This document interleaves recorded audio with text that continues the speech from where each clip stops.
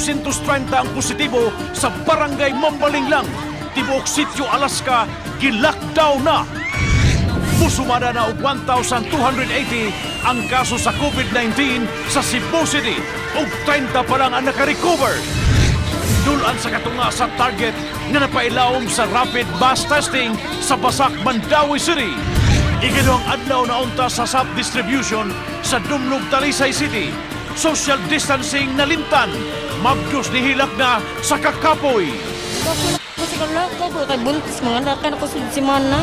Kung anong ginidaan sa barangay kapitan sa Bangka, Lapu-Lapu City nga makasud sa gymnasium ang mga BMO atol sa UCT distribution.